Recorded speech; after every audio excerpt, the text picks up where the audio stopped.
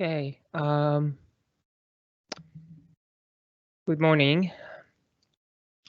I only have one announcement, and that's, or maybe two. So the first one is, please don't forget about your quiz. So quiz 7 was posted yesterday. I didn't post it during the scheduled pause so that you don't have an extra thing to do. But it was posted yesterday, so the deadline will be today, close to midnight. So please don't forget about it. It's actually an easy one as well, similar to the previous one. The second is that, as you probably know, the demos are on their way. I think so far 3 demos have, as far as I can see, have been conducted, and I think having the code has helped both the TAs and also the students. So that's pretty much it. If there are no questions, I'll start the lecture then.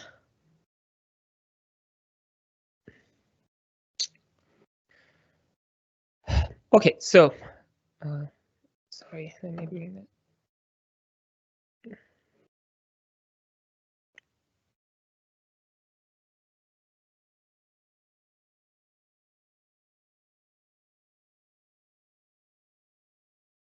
Okay, so let's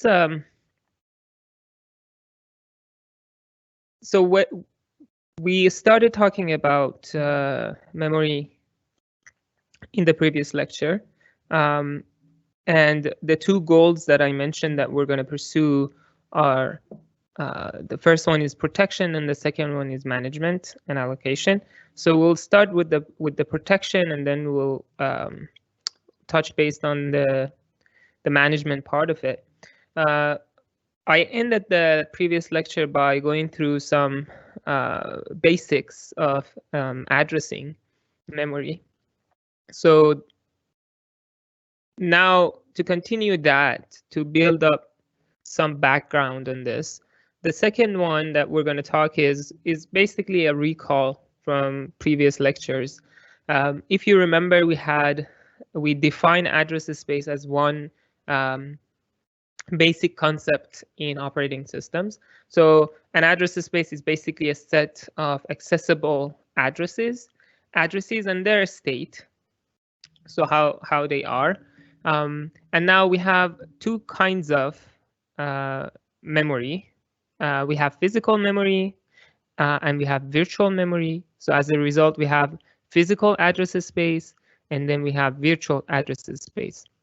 Now, physical address space depends on how much capacity your system has. If you have like a 4 GB DDR4,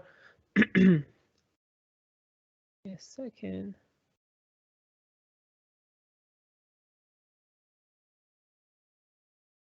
For some reason, I can pick up the fan of my laptop.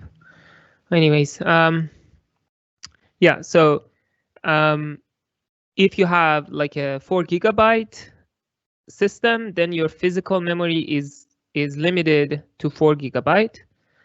Virtual address space is limited to your address bus in that system. So if you have a 32-bit system, then each application can address up to 2 to 32 different bytes, which is basically 4 GB. And if you have a system with 64 bits, then your application can address anything up to 2 to 64 bytes, and that's a huge number. That's 18 quintillion addresses. So 18 quintillion bytes, which is 10 to 18 addresses. And that's pretty much what we meant when we said that the operating system provides this illusion that the application has almost infinite capacity when it comes to memory, because this is a lot. Okay, so we always have to distinguish between the two. When it comes to virtual address, these are the addresses that the application produces. And then the physical address, this is the reality on the chip. That's how much memory we have.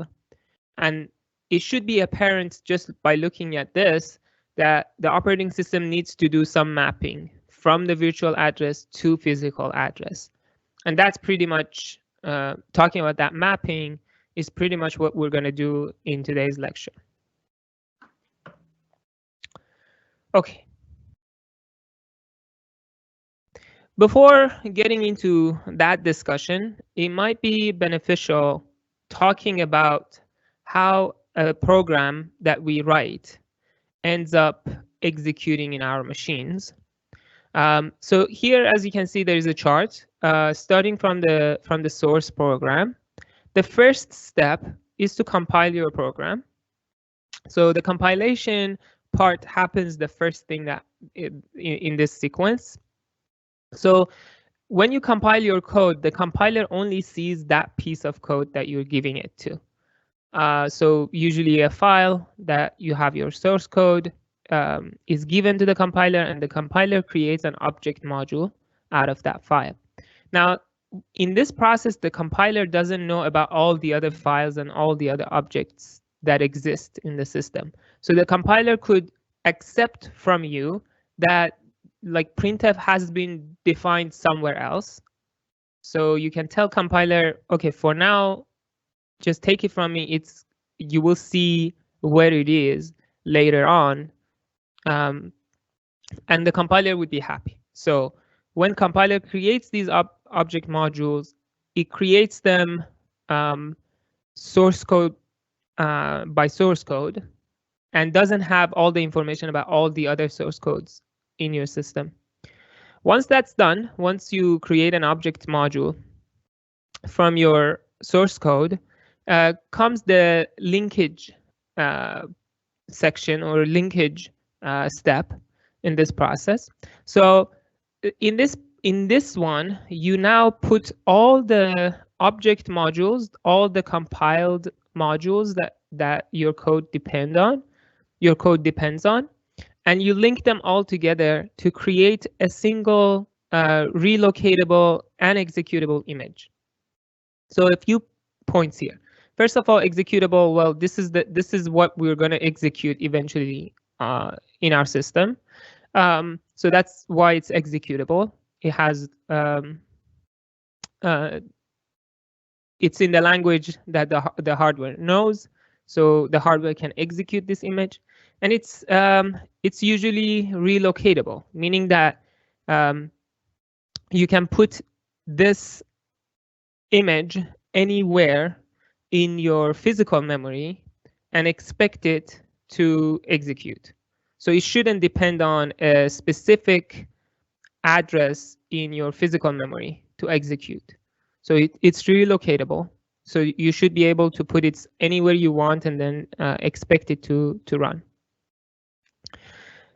A few things about this. So the linker may rearrange the object files, because each object file could have data, code, and then when you link them, you probably want to put all the data in one place, all the code in one place.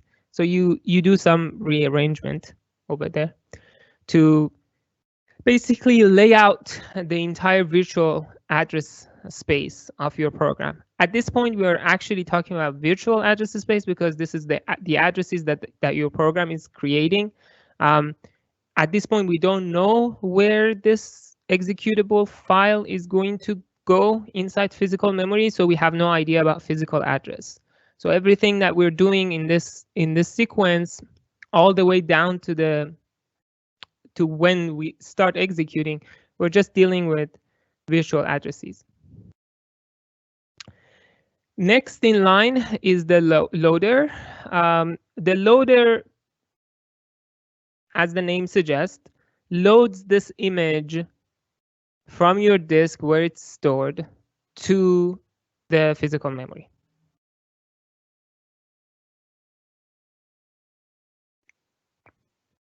Usually, loaders are provided by operating system, or they are written by the operating system. These are usually system libraries that do this, because it has to have a lot of connections with the operating system. One of them is to allocate memory space for this executable file. Once you allocate space, you can actually copy your executable file to memory, and now you can just jump to the beginning of it and start executing your code.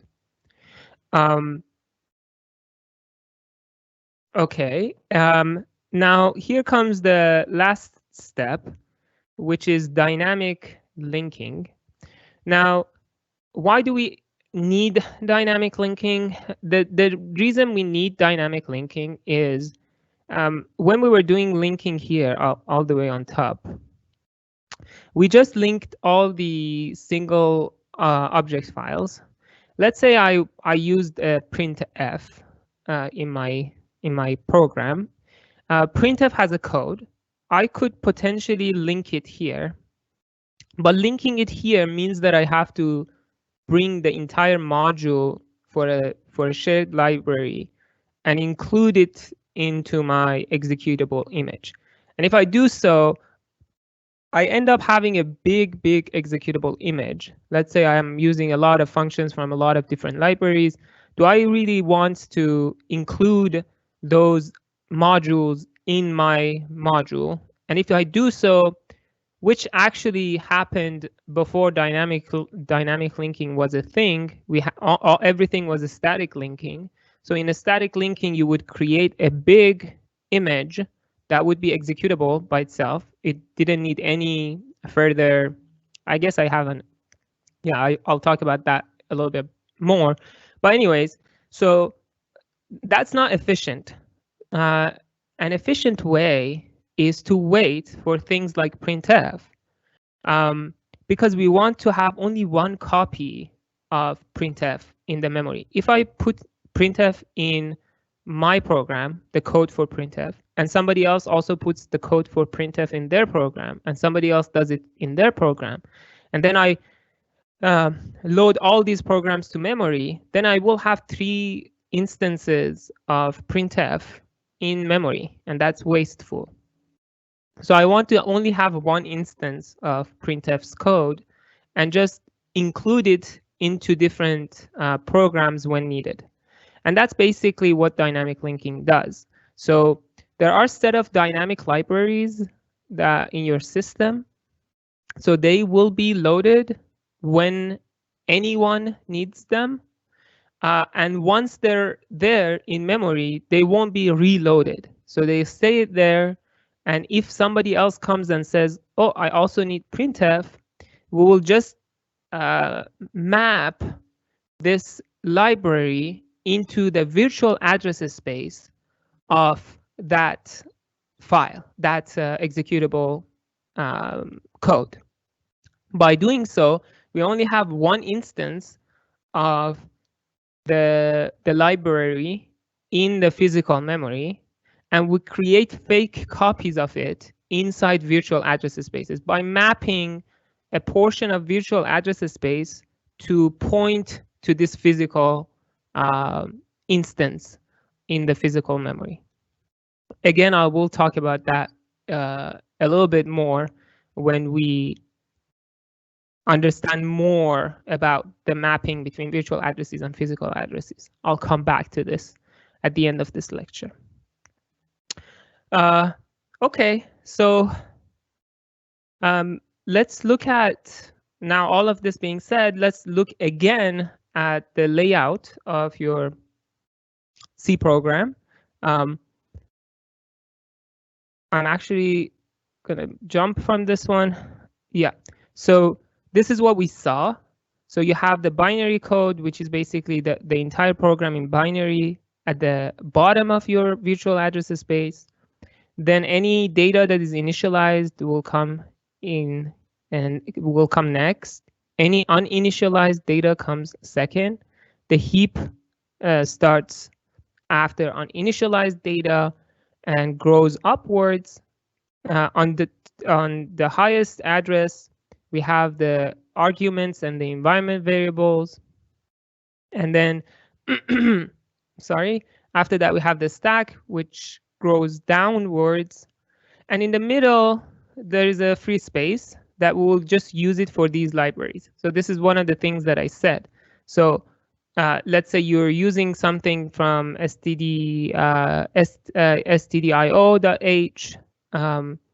If you need that library, I will just map it to your virtual address space. I find a free space in your virtual address space, and I map it to point to the library in the physical memory, which again we'll talk about. But this is the layout. Now, let's see, during the execution time of our programs, how many times do we go to the memory? So again, this is like a recall from previous lectures. If you remember, this was like a big picture of executing instructions. We fetch the instruction, so we have a PC that is pointing to an instruction. So we read this, we bring it, we decode it, we execute it, we change registers, and probably if it is a store, we will have to read some data from memory, or if it is a load, we'll have to read some data from memory. If it is a store, we'll have to write data back to the memory. Now, yeah, so once all of this is done, then we need to advance PC, and that would be either PC plus 4, or if it is a branch, we're going to branch to somewhere else in the memory, and so on and so forth. So where are the instances where we're accessing memory? The first one is here when we're fetching instructions. So instruction reference, that's what we name them. So this actually tells you for every single instruction, we need to access memory just to read that instruction, right? And then further, depending on the type of instruction that we're executing, we might need to access memory again. Let's say if it is a load or store, we'll have to have another access to memory for those instructions. So depending on instruction, we might access memory twice, or sometimes 3 times, I would say. But at least once, right? At least once we want to fetch the instruction. And that actually should tell you a lot about memory, that's how important memory is. Because for every single instruction, I'm going to go to memory to actually read that instruction. So we want this to be as fast as possible. When we're going to memory this often, we want it to be very fast and efficient. And that's one of the topics that we'll talk about in today's lecture. Okay, now let's go through the history of how memory protection was done in the past and how is it done now. And then this would be a gateway for us to start talking about different mechanisms that have been used with to provide memory protection. So initially, back in days when computers just came to be a thing, we only had one program running at any single time. So you would put you punched paper, that would be your program. So the system would be only executing your program. So in that case, you load your program from a same address in physical memory every time, and you would just run your program. You didn't really need any virtual address space. It was just your program and the machine, so you can just use the physical address space.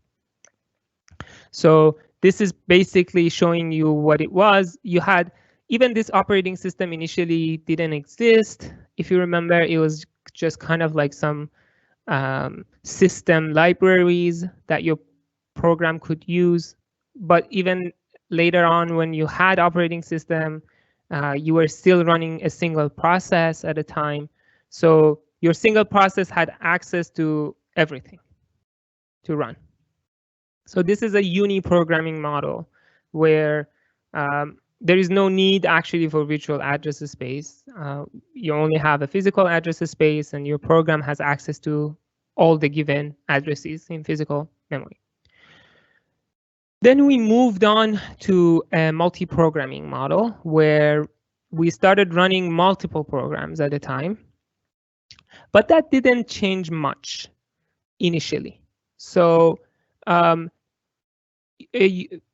prevent the programs to override each other, there was some modifications to the linker and loader to just, when they load the program, they would load that program from a given address so that you don't load the second program on top of the first program. So you would just put some space between the programs. But again, programs were aware of this, and they knew their portion of address, and they didn't again need to have any virtual address. Virtual address was equal to physical address, and everybody had access to everywhere in memory.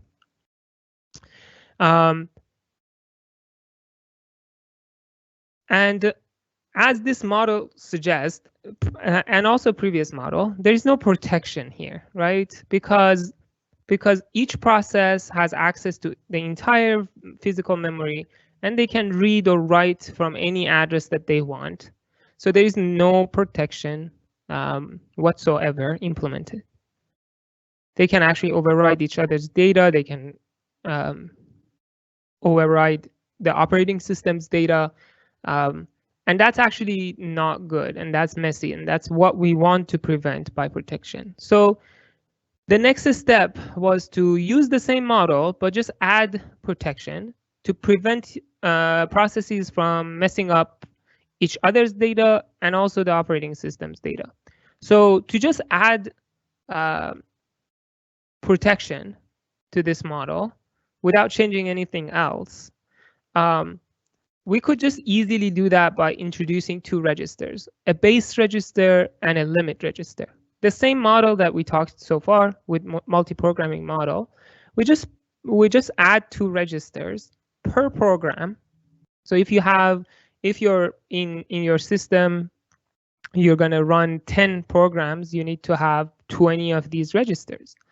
Or maybe you could have two registers, but then you have to change these two registers depending on which program you're running, right? But at least 20 values, and then you could load those values into these two registers. Let's say you have a limit register and you have a base register. And what they mean is basically each program that is running at any given time, this is the range of addresses that program can access. So if the program wants to access anything below the base or above the limit, we would just prevent it from happening.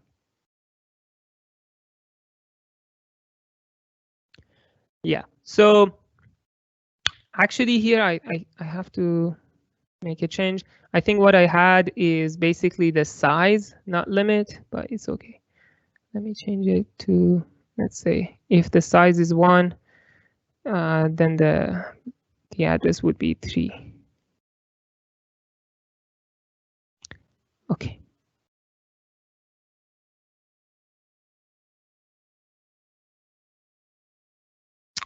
So now let's say I'm running process 2, then the base would be the beginning of this process and the limit would be the end of this process.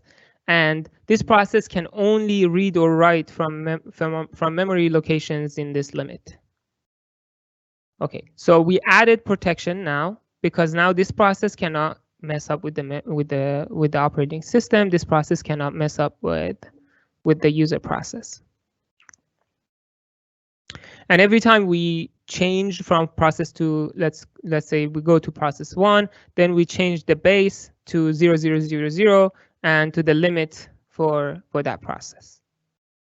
But as you can see, there is no address translation. So there is still no notion of virtual memory. Each process only works with physical address. And the downside of that is when you're writing your program should know precisely where in the memory it locates, right? Or what the range is for this process. You cannot dynamically change this, right? So your program has to know that it has, let's say, 1 megabyte memory.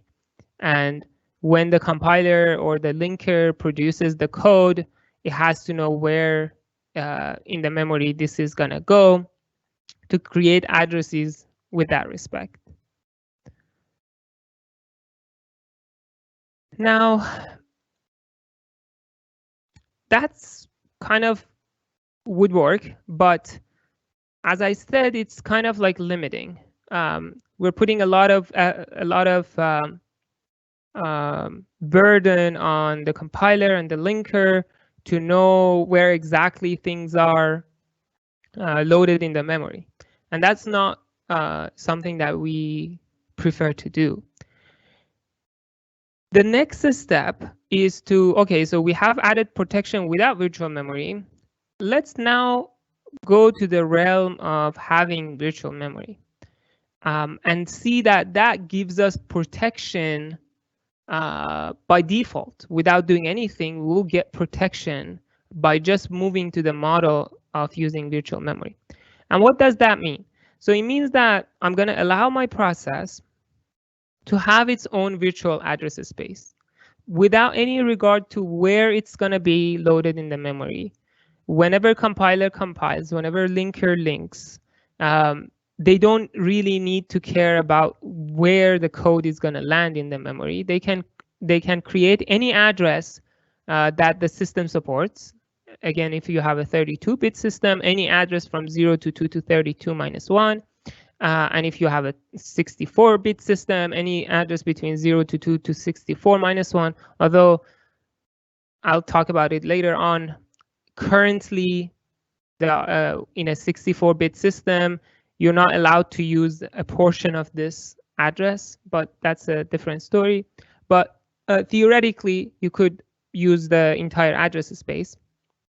And each program assumes that it has access to that memory range, so it can create or access any of those addresses in a controlled way, of course.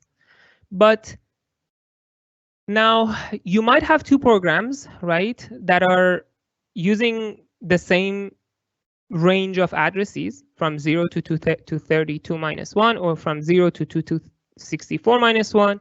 So both of them have the same virtual address.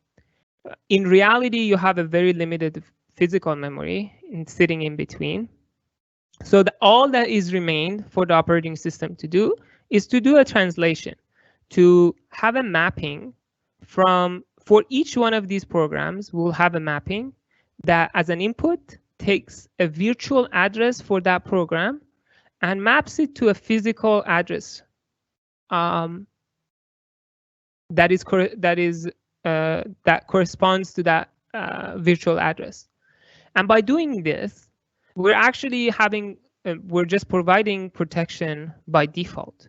The reason that we're getting protection for free is when I see only my own virtual memory, and this mapping is transparent to me, I don't know where my virtual addresses are mapped to physical address, and I have no idea about the mapping of the other program, and I actually cannot access that because all I can access is my virtual memory, and my virtual memory is mapped to certain positions in physical memory. There would be no way for any program to access data that is given to another program. unless operating system specifically or explicitly wants two programs to share data. In that case, easy. You just pick two portions of virtual addresses and you map them to the same physical address.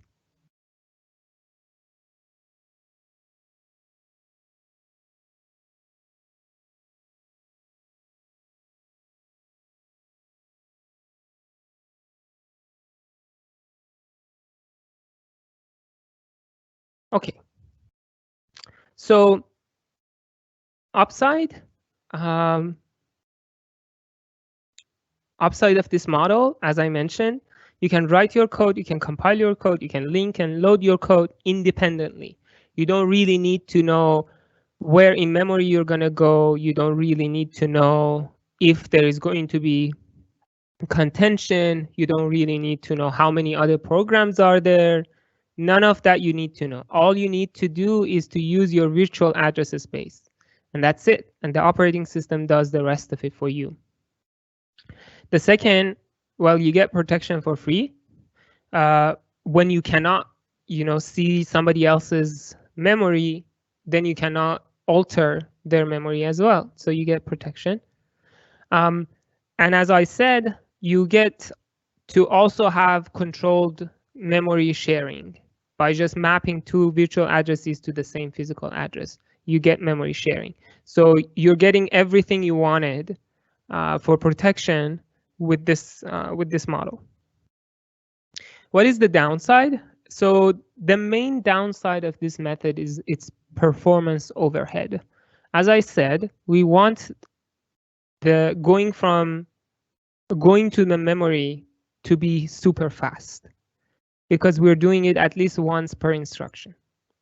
Now, if every time I want to go to memory, I have to do some translation stuff, and that takes time, then I'm introducing a lot of overhead for every single instruction, and that could slow down my system pretty bad. So that's the first. The second, this could potentially mean that I need extra hardware. As we will see, that's exactly the case. And there is always a connection between these two. So usually, to get better performance, we want things to be done in hardware, by the hardware, not the software. And if we want to put some extra responsibility on hardware, then hardware has to implement that. And implementing it means you have to add extra hardware.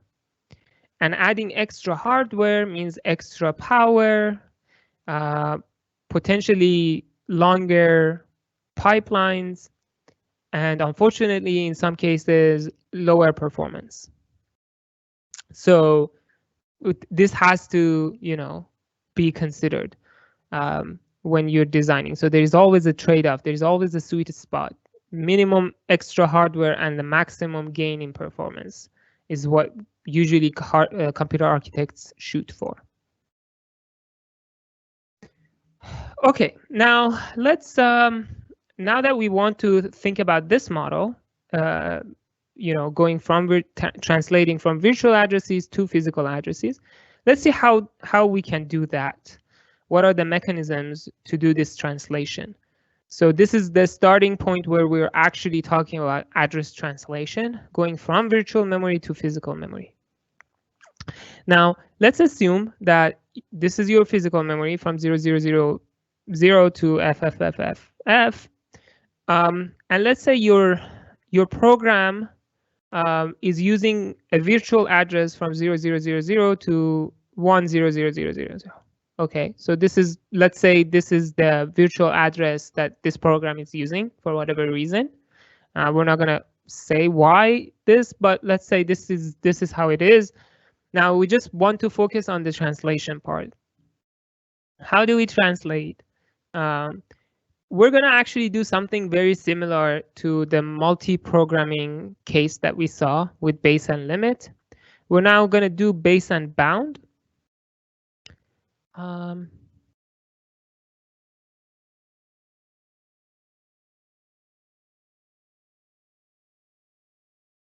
Yeah, I think going back,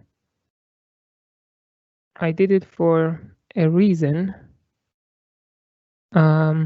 Sorry, I think I'm gonna choose Z here. Yeah, so think about this limit as how much memory I can access from this base.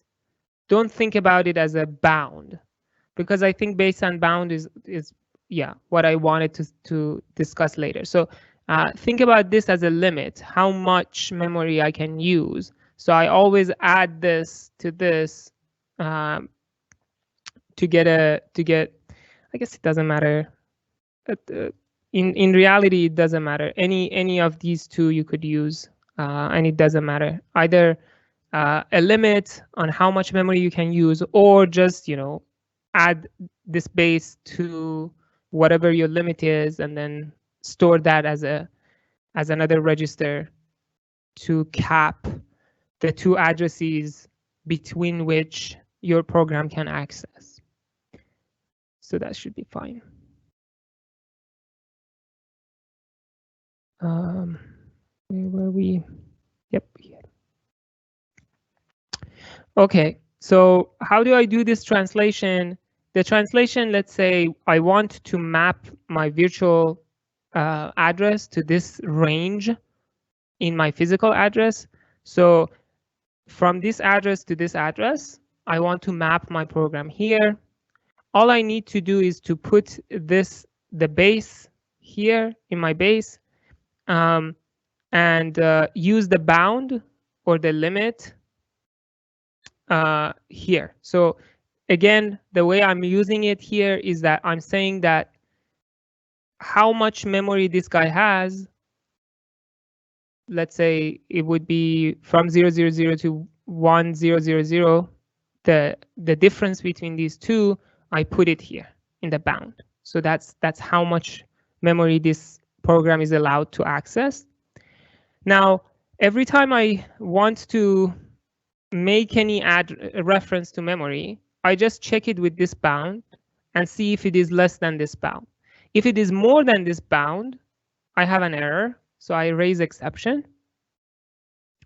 And if it is not, so I'm fine, I can continue. How do I continue? I get my virtual address, I add the base to it, and I get a physical address. And now I have a physical address to use to go to my physical memory and access my data. So I just want to make a reference between this one and the one that we saw previously. So in this one, the only difference is this addition here, right? Because this is our translation. We're getting a virtual address, we're turning it to physical address.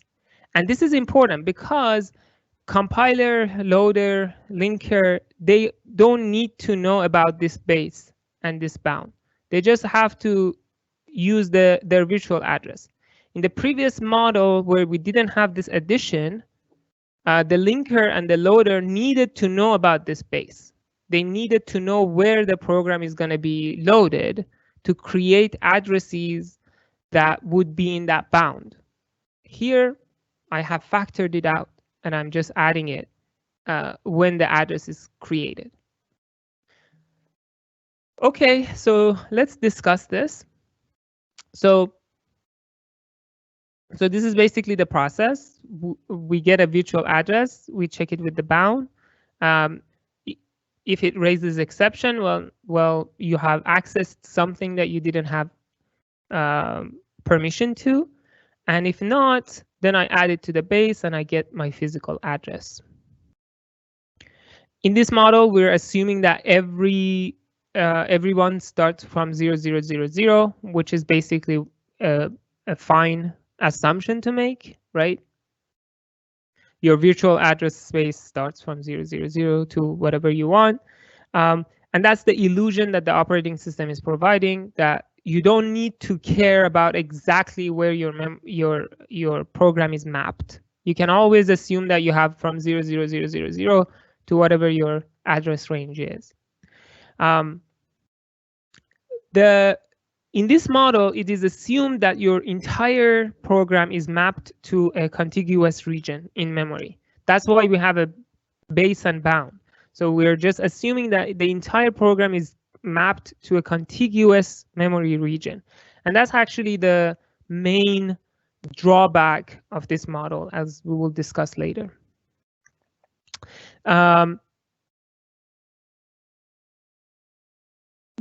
Another obvious good thing about this is that you don't need to change your virtual address depending on where you're going to be mapped. They're separate. Now, upside, operating system is providing protection and program isolation. It has low overhead compared to the things that we're going to see in future.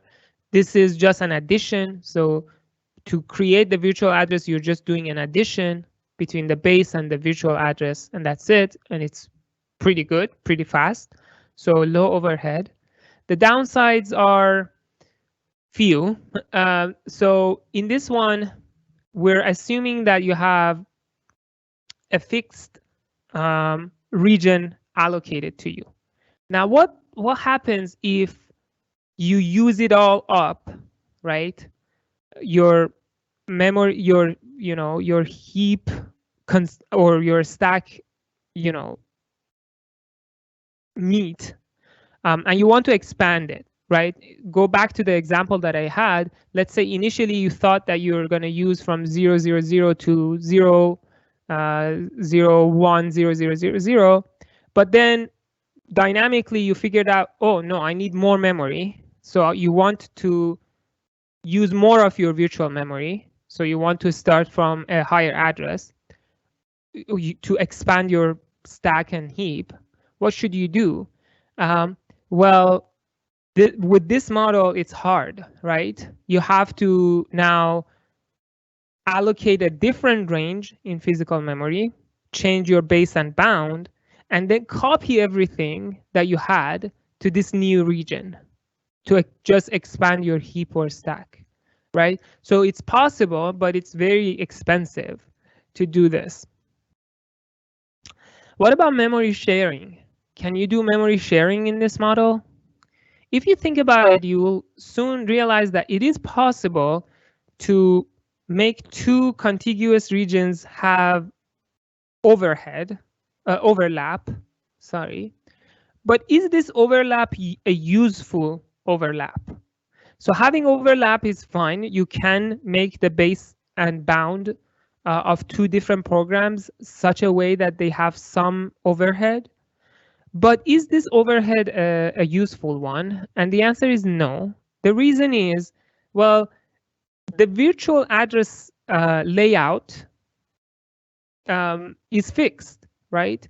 The bottom of your program is your binary code and your initial variables and stuff, right? The one that we saw. That's the bottom of your virtual address space. Now, if I overlap two programs, the bottom of one will overlap with the top of the other one.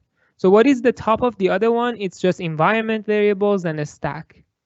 So basically what I'm doing is I map the stack of one to the binary of one, and then someone wants to write into their stack, they might be overriding somebody else's binary, right?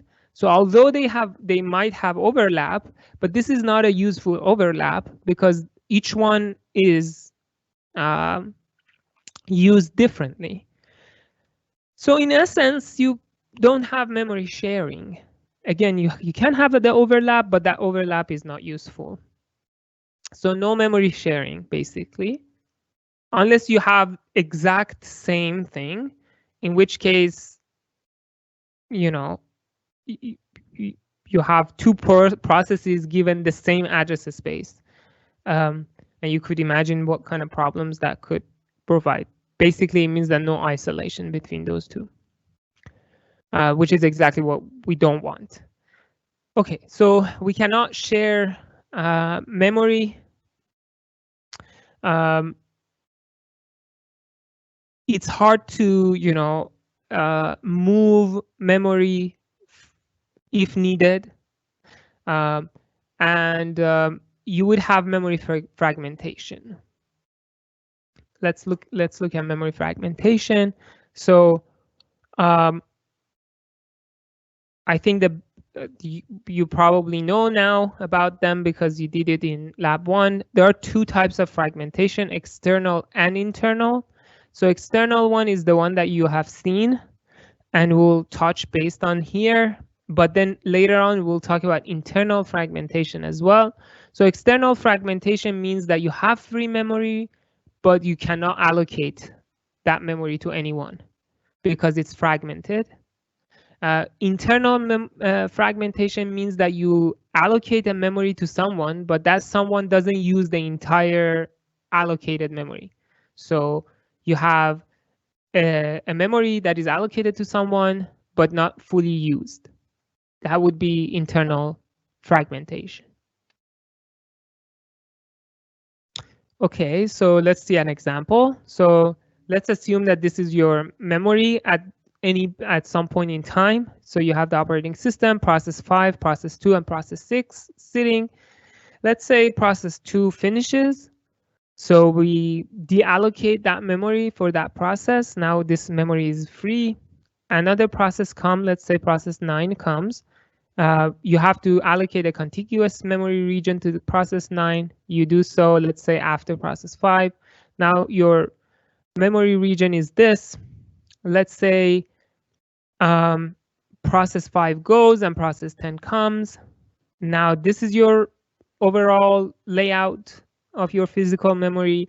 Now you have these two regions, both of them free, but they're not consecutive. So if another process comes, let's say process 11 comes, that needs that even less than that much, but you have free memory in total, the size that process 11 wants, but because it is fragmented, you cannot allocate it. So this is called external fragmentation, and this is the downside of base and bound. The next model that we'll look at is multi-segment address translation. The idea is, okay, let's use this base and bound, but let's break up our virtual memory to different regions and then have base and bound for each one of these regions. So let's say for code, I will have a base and bound. For heap, I will have a base and bound. For a stack, I will have a base and bound, and so on and so forth. For my data, I will have a base and bound. So that's the multi-segment address translation model. That's basically what it is. So I will have different segments for my program. So a code segment, a stack segment, a heap segment, a data segment, you name it. And I will have a base and bound for each one of them. So this is actually very helpful because as we will see, it will address many issues we had with just a simple base and bound for the entire thing. Now we have broken it up to different portions, and it solves a lot of issues we had before. Now, to just look at how it works, now we're going to look at the virtual address. We want to translate. Don't forget that. So the goal is to translate virtual to physical. And with multi-segment, we're going to use few bits of virtual address to identify the segment number. And then once we find that segment in this segment map, now we use the rest of virtual address as offset. So we first check it with bound. If it is more, then we raise exception.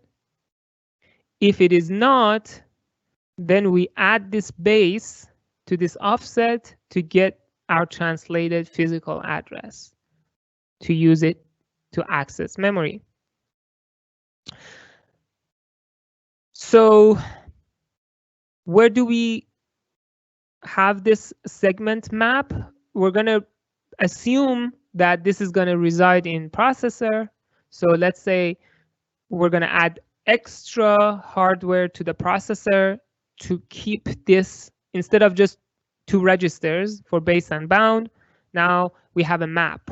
We have a set of these base and bounds. Who's going to change this table? The operating system. So the operating system, based on where each one of these segments are mapped to physical memory, it's going to come in and write to these base and bound addresses for each process that runs. Okay.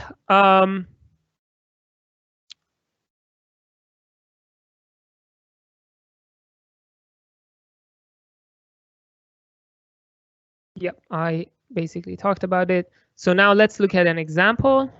Let's say that my virtual address space is like I have a 16-bit system.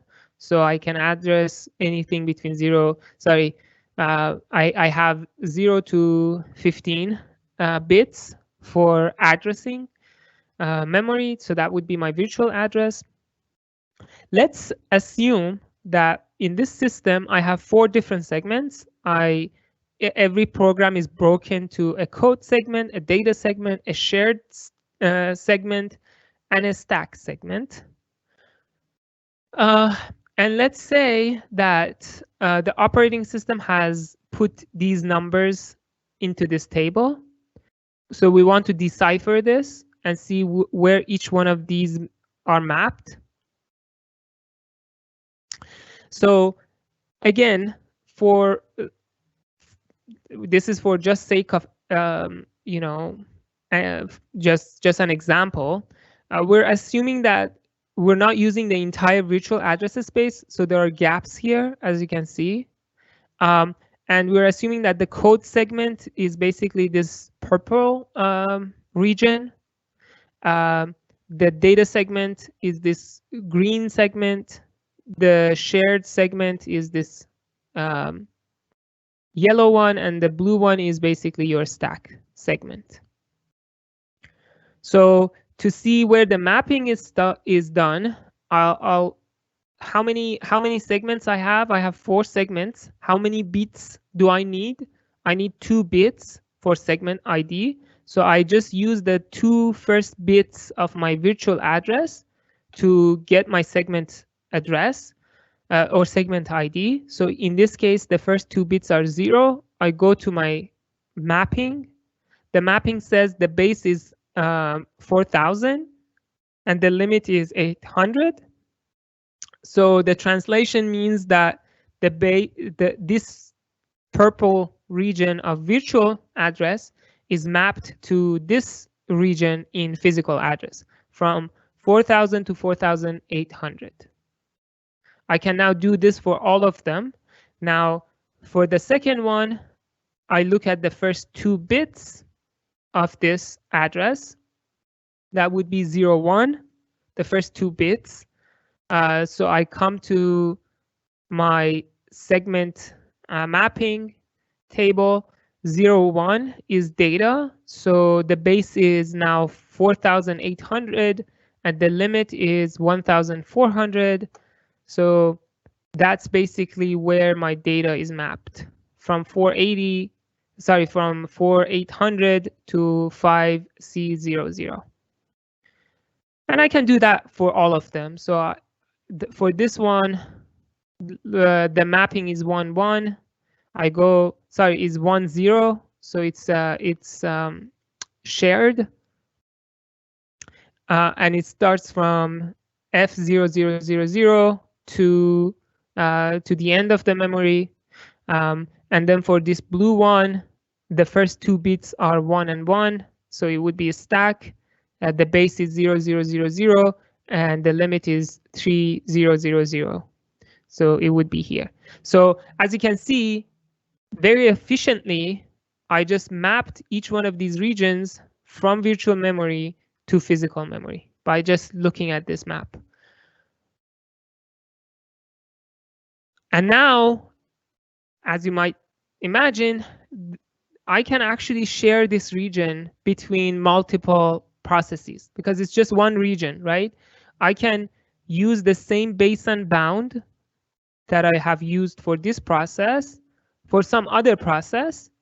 And if I do so, all of them have the same shared region in physical memory. So all of them can access to that region. Let's run an example with this. So here I have a piece of code. Let's say this is my program, and let's assume that this is the mapping, right? The first thing I do is I fetch this address. It's 0240. So if I want to fetch this address, I have to do a translation because this is a virtual address. I have to see where to find this. So this is basically what I have in my PC. PC is 0240. It's the virtual address. I have to translate that to physical memory to go and fetch the instruction. So what I do, I look at the first 2 bits. They're 00, so it's a code segment. So I can translate it. And this is going to be my offset 240, right? So I get the base is 4000. I add the offset, so it becomes 4240. So this is my physical address that I have to go and fetch this instruction. I do so, I read the instruction. The instruction says load this variable X into register A0. So I do that. I want to do this, so I look at this variable. The address of this variable is 4050. So this is another translation that I have to do. So I'm loading, I have to go to memory to load this. Okay, so I have to translate this memory address. How do I do that? I look at the first, oh, sorry. So this actually says load this address, not the value.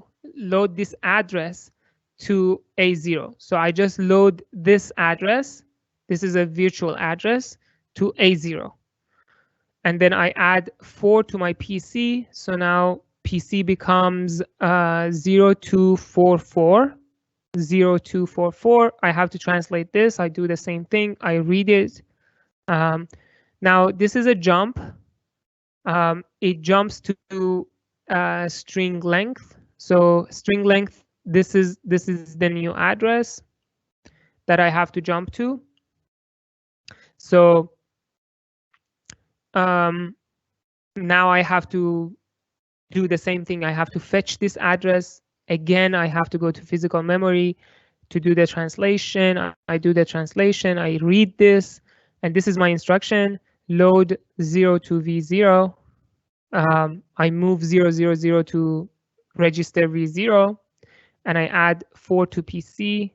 So next is we're going to go to the next instruction. I'll do the same, fetch that instruction.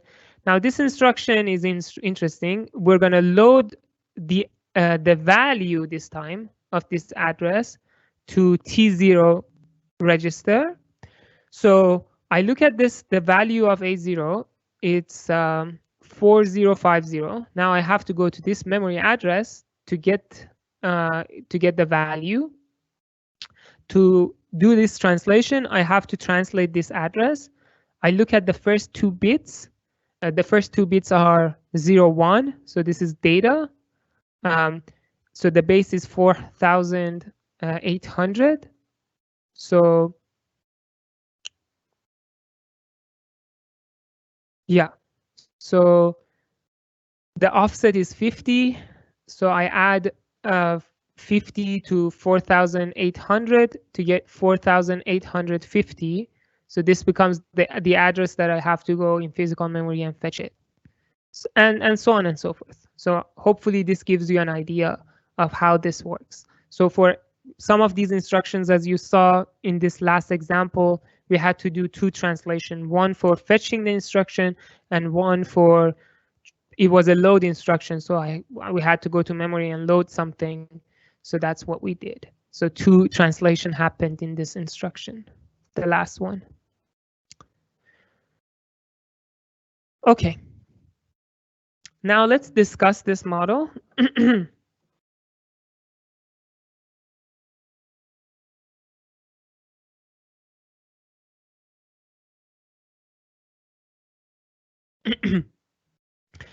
So as you saw, here now we can, divide our virtual memory to segments, and they could start from different addresses, as you just saw in the previous example. So there might be holes in my virtual address, which is fine. So my data starts from a specific virtual address. My code, starts from a specific address. My data starts from a specific address. My shared and my stack the same, and that's fine. And anything in between there are holes. Now, if your program accidentally or maliciously wants to access anything in those holes where it's outside the bound, right, that operating system has given you, then that would mean a segmentation fault. So you can produce that address, it's your virtual address, but then because it's not translated, there's a hole there. That's the whole point of having those baseband bounds. The bound says you start from here, but you only have access to this much. So if you want something more, the operating system is going to say no. And you will get a segmentation fault. So probably you have seen segmentation fault a lot because x86 model has this segmentation table. So you're accessing one of these holes, and that's where you get a segmentation fault. Is it always bad if you access one of these invalid addresses in these holes? The answer is that you're not going to get segmentation fault all the time. It will depend on what kind of access it is. Let's say you want the stack is expanding. So initially the operating system gave you a bound for your stack, assuming that your stack is going to be, let's say 1 megabyte, and you ended up using more than 1 megabyte for your stack. So if your stack pointer grows outside the boundary, it actually could access some invalid address. At that point, the hardware is going to wake up the operating system and say, okay, this address is not defined. It's outside the bound. What do you want to do? And then the operating system is going to decide, oh, this should not ever happen, so let's raise segmentation fault. Or no, this is fine. I'm going to give this program more stack.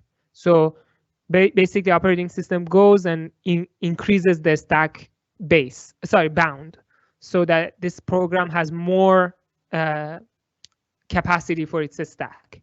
So, or the same thing with the heap could happen if you don't necessarily get a segmentation fault if your heap wants to expand. What do you need to save and restore every time you do a context switch? Well, you basically need to change the entire segmentation table. So you have to store the segmentation table somewhere, maybe in your TCB, maybe somewhere in memory, and then later on you have to restore that segmentation table.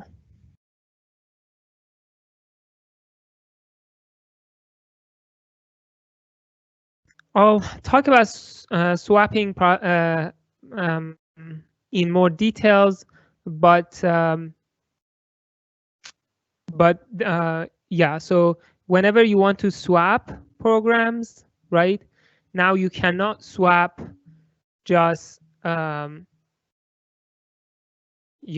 you want to swap, you're going to swap the entire process. So you're going to swap the entire memory of the process. Again, we'll talk about that later on.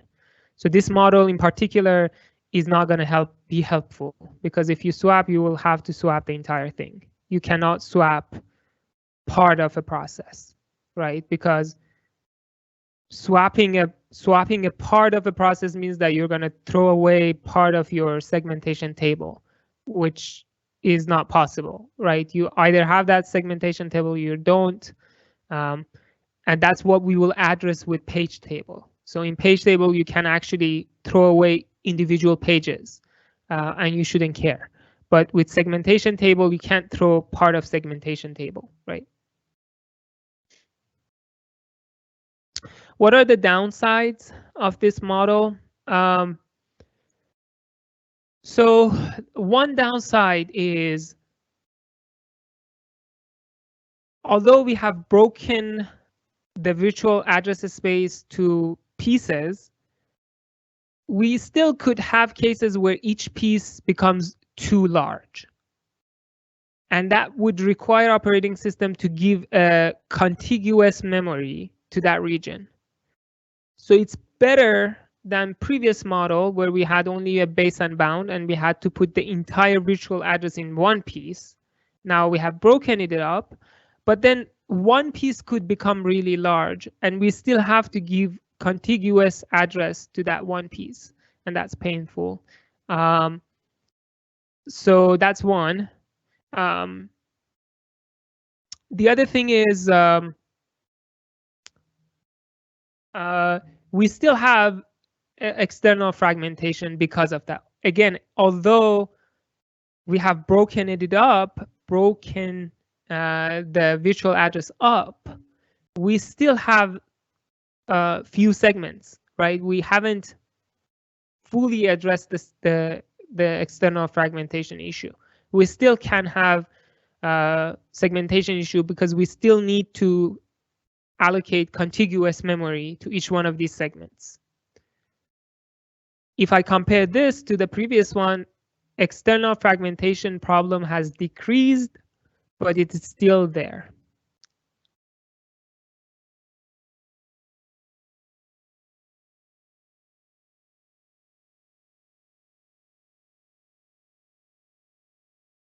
Yeah. Okay. Now to address that issue, so basically this is almost good. We need to address now the main issue is basically external fragmentation. How can you fully address external fragmentation? The only way to address it is to have equally sized regions in your physical and virtual memory. That's the only way you can get rid of external fragmentation. And that's basically the main idea behind paged memory. So what we're gonna do to address external fragmentation is to divide our physical memory to fixed size chunks, and we're going to call them pages. In some textbooks, you might read frames. So when they are talking about equally sized chunks of physical memory, they call them frames. When they're talking about equally sized chunks in virtual memory, they call them pages. In the slides, I call both of them pages. So one is physical page, one is virtual page. So that's that. Now you can have a bitmap of your physical memory. So if a physical page is allocated, you say, okay, it's been used. So you use 1 to say this physical page has been allocated, and use 0 to say this physical page is not allocated. So it's very easy to keep track of what physical pages are allocated and what physical pages are not allocated, because all of them have the same size. So you can just use a 0, 1 for each one of them to know which one is allocated, which one is free.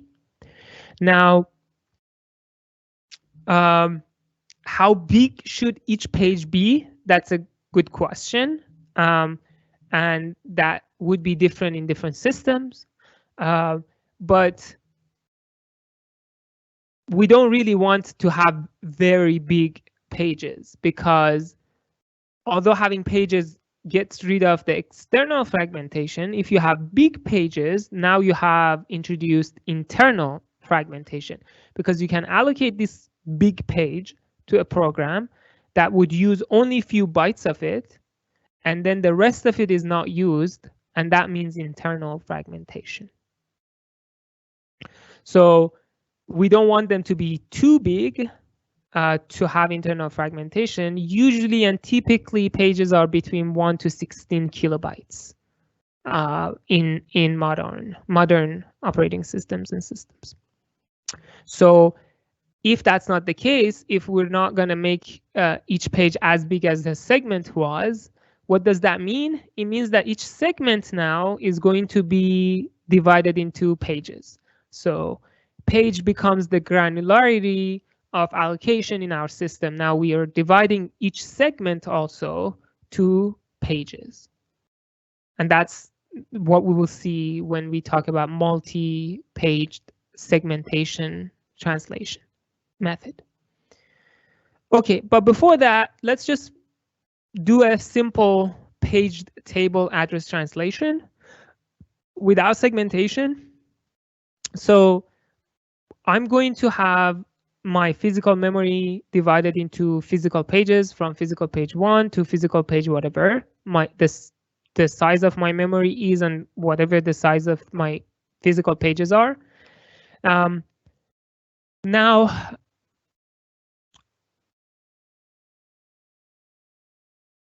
I'm going to divide. So when I have these physical pages, I'm going to also have virtual pages as well, right? The same size that I use for my physical memory, I'm going to use the same size for my virtual memory. And that's clear because I want to map a virtual page to a physical page. What will be different is the number, right? Because the size of physical memory is different than the size of virtual memory, I might have more virtual pages than I have physical pages. Because again, size of physical memory could be 4 GB, and then size of virtual memory is like much bigger. So I might have much more virtual pages than I have physical pages. So to deal with that, I'm going to cut my virtual address into 2 pieces. One is going to be identifying the virtual page number, so which one of the virtual pages I'm talking about. And one is going to be talking about the offset. And offset is basically, let's say you have a page that is, let's say 16 kilobyte. So you want 1 byte out of this page. So this is where the offset comes. It says where in this page, in this 16 kilobyte page, which byte you want. So this offset is determined by the size of your virtual, by the size of your page. So let's say if you have a 1 kilobyte page, how many bytes do you have? You have 1024 bytes in your page. So how many bits do you need to address any one of those bytes? You need 10 bits. So how many bits you're going to put for offset is directly dictated by the size of your page. So if you have bigger pages, you need more bits for offset. If you have a smaller pages, you need less bits for offset, because at the end of the day, you're going to use the offset to find a particular byte in your page. And the bigger your page is, the more bits you need to address every single bytes of it. So I use the bits that I need to use based on the size of my page, and the rest of them become my virtual page number. Now I need a table that maps my virtual page number to a physical page number. And as you can see in this table, I've added also some other stuff like a permission and valid or invalid. Let's talk about first valid and invalid. Well, I have so many virtual pages and I don't have that many physical pages. So at any single time, I can't have all of my virtual pages allocated in physical memory because I don't have that many physical pages. So the ones that are allocated, I make them valid. So if I have a valid bit here, it means that this virtual page is actually allocated in physical memory. And if I have not valid, it means that this virtual page is not mapped to any physical page. So that's valid, invalid. So what about permission?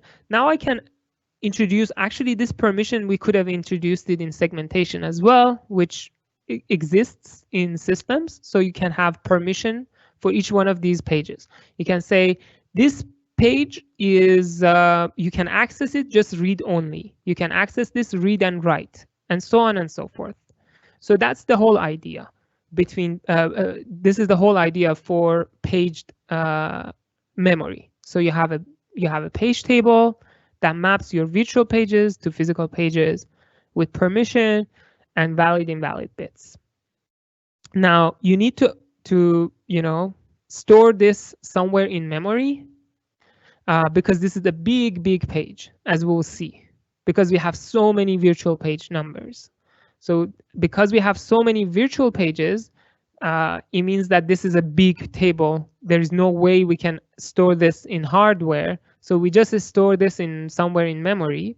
So we need a pointer to where the start of this page is. So that would be the page table pointer.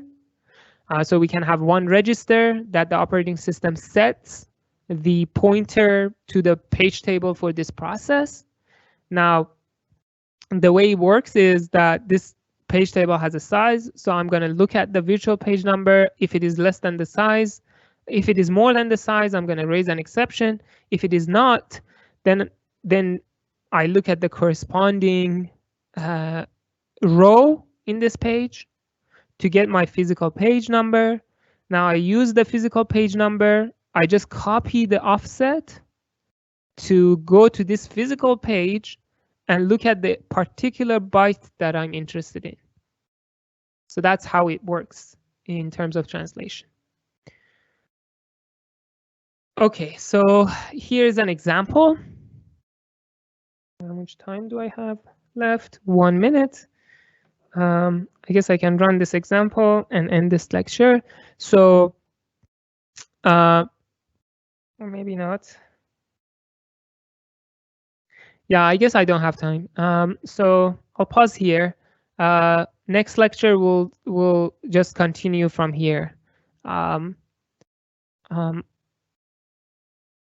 Yeah, okay. So take care, be safe. Thank you for those of you who have attended the lecture and those of you who are going to watch it later. Bye-bye.